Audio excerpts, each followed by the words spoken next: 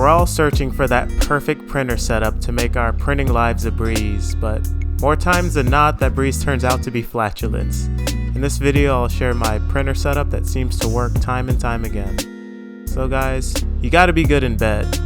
I mean, good with your print bed to get a great first layer and lots of adhesion.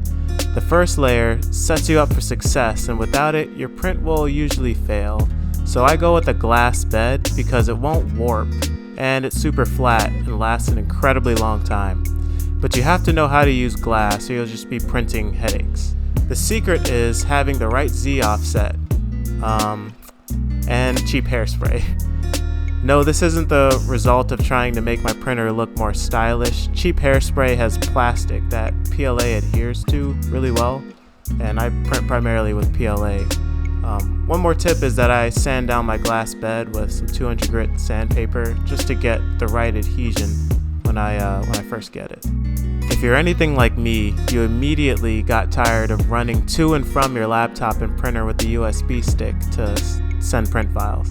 If I wanted to run, I'd hop on a treadmill, but Octoprint changes that.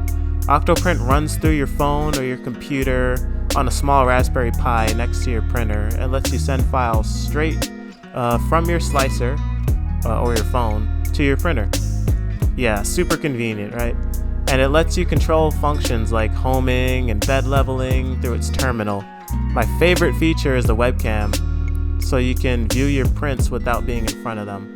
Very useful for when you just woke up, maybe it's in the middle of the night, wondering, did my print fail? Did it not? All you have to do is open up your phone, take a quick look, there you go. Didn't have to hop out of bed. One of the best upgrades you can put on your printer is a bed leveling probe. Remember when I said the first layer is crucial?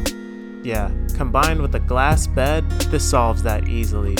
The probe is mounted near the nozzle and tells the printer the best way to keep everything on the build plate.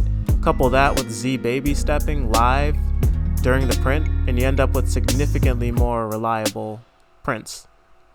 The first layer isn't like a huge issue that's going to kill everything for you. Typically, once you get it working once, as long as you don't change any settings or anything, it'll keep working again and again. So that's how you can have a dozen or even more prints, depending on how long you want to leave your printer on, that are just perfect every time.